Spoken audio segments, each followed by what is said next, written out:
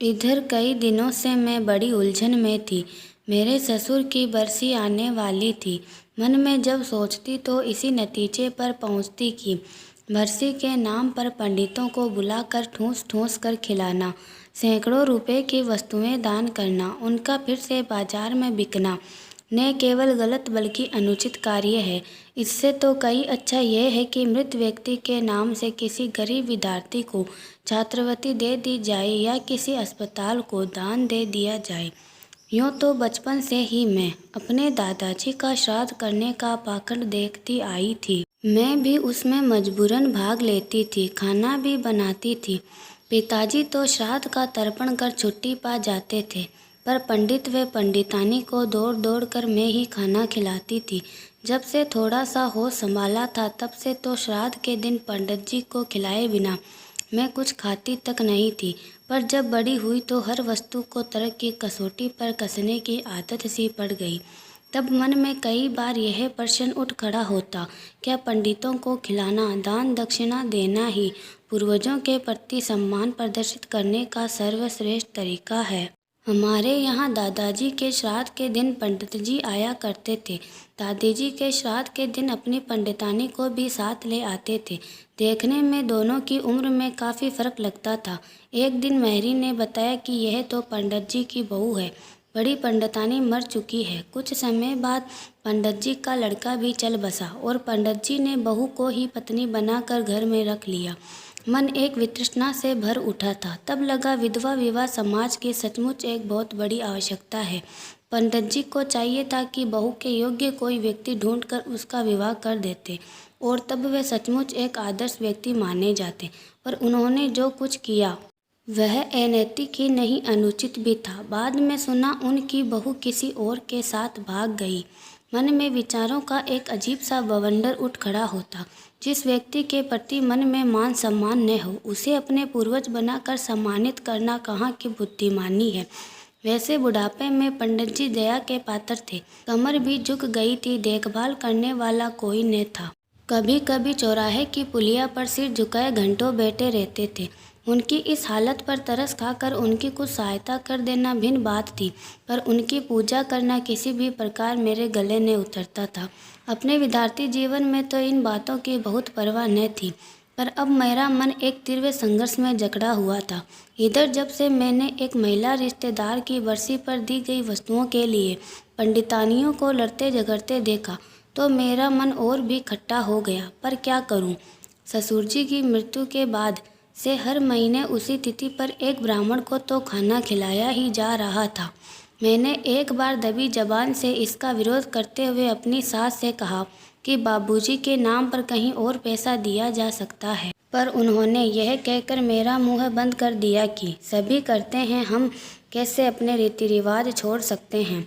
मेरी सास वैसे ही बहुत दुखी थी। जब से ससुर जी की मृत्यु हुई थी बहुत उदास रहती थी, अक्सर रोने लगती थी। कहीं आना जाना भी उन्होंने छोड़ दिया था, सो उन्हें अपनी बातों से और दुखी करने की मेरी हिम्मत नहीं हो रही थी।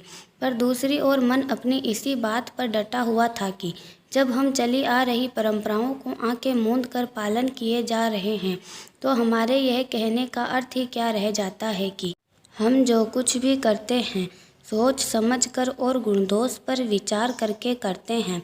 मैंने अपने पति से कहा कि वे अम्मा जी से बात करें और उन्हें समझाने का प्रयत्न करें, पर उनकी तरफ से टका सा जवाब मिल गया, भाई यह सब तुम्हारा काम है। वास्तव में मेरे पति इस विषय में उदासीन थे। उन्हें बरसी मनाने या न मनाने में कोई ऐतराज़ न था। अब तो सब कुछ मुझे ही करना था। मेरे मन में संघर्ष होता रहा। अंत में मुझे लगा कि अपनी सास से इस विषय में और बात करना, उनसे किसी प्रकार की जिद करके उनके दुखी मन को और दुखी करना मेरे वश की बात नहीं।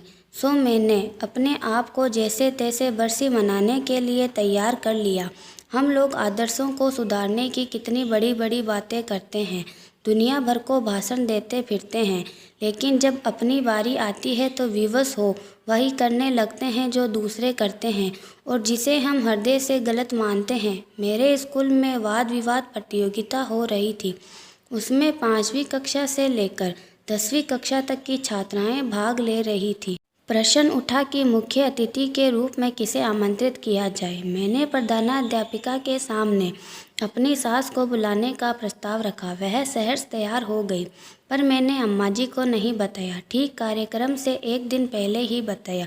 अगर पहले बताती तो वे चलने को बिल्कुल राजी न होती। अब अंतिम दिन तो समय न रह जाने की बात कहकर मैं जोर भी डाल सकती थी। अम्मा जी रामचरितमानस पढ़ रही थी। मैंने उनके पास जाकर कहा, अम्मा जी कल आपको मेरे स्कूल चलना है मुख्य अतिथि बनकर। मुझे? अम्मा जी बुरी तरह चौंक पड़ी। मैं कैसे जाऊंगी? मैं नहीं जा सकती। क्यों नहीं जा सकती? नहीं बहू नहीं, अभी तुम्हारे बाबूजी की बरसी भी नहीं हुई। उसके बाद मैं कहीं जाने की सोच सकती हूँ, उससे पहले तो बिल्कुल नहीं। अम्मा जी मैं आपको कहीं विवाह मुंडन आदि में तो नहीं ले जा रही। छोटी छोटी बच्चियाँ मंच पर आकर कुछ बोलेंगी। जब आप उनकी मधुर आवाज़ सुनेंगी तो आपको अच्छा लगेगा। यह तो ठीक है, पर मेरी हालत तो देख, कहीं अच्छी लगूंगी ऐसे जाती हुई। हालत को क्या हुआ, आपकी बिल्कुल ठीक है। बच्चों के कार्यक्रम में किसी बुजुर्ग के आ जाने से कार्यक्रम की रौनक और बढ़ जाती है। मुझे तो तू रहने ही दे तो अच्छा है, किसी और को बुला ले। नहीं अम्मा जी नहीं, आपको ही चलना होगा, मैंने बच्चों की तरह मचलते हुए कहा। अब तो प्रधानाध्यापिका से भी कह चुकी हूँ, वे क्या सोचेंगी मेरे बारे में। तुझे पहले मुझसे पूछ लेना चाहिए था। मुझे मालूम था मेरी अच्छी मम्मा जी मेरी बात को नहीं टालेंगी, इसीलिए नहीं पूछा था। अच्छा बाबा, तू मानने वाली थोड़े ही है। खैर चलूँगी। अब तो खुश है ना? हाँ अम्मा जी, बहुत खुश हूँ। और आवेश में आकर अम्मा जी से लिपट गई। दूसरे दिन मैं तो सुबह ही स्कूल आ गई थी। अम्मा जी को बाद में ये नियत समय पर स्कूल छोड़ गए थे।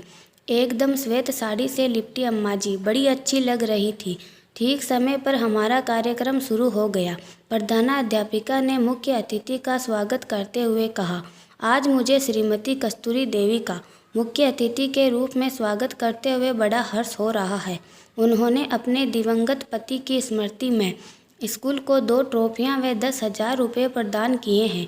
ट्रॉफियां 15 वर्ष तक चलेंगी और वाद विवाद व कविता प्रतियोगिता में सबसे अधिक अंक प्राप्त करने वाली छात्राओं को दी जाएंगी।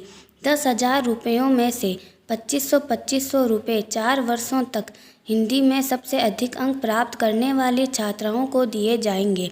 मैं अपनी व स्कूल की ओर से आग्रह करती हूँ कि श्रीमती कस्तूरी जी अपना आसन ग्रहण करें। तालियों की गड़गड़ाहट से हॉल गूंज उठा। मैं कनखियों से देख रही थी कि सारी बात सुनकर अम्मा जी चौंक पड़ी थी। उन्होंने मेरी ओर देखा और चुपचाप मुख्य अतिथि के आसन पर जा बैठी थी। मैंने देखा उनकी आंखें छलछला आई थी, जिन्हें धीरे से उन्होंने पोंछ लिया था। सारा कार्यक्रम बड़ा अच्छा रहा। छात्राओं ने बड़े उत्साह से भाग लिया। अंत में विजयी छात्राओं को अम्मा जी के हाथों पुरस्कार बांटे गए। मैंने देखा पुरस्कार बांटते समय उनकी आंखें फिर छलछला आई थी। उनके चेहरे से एक अद्भुत सौम्यता टपक रही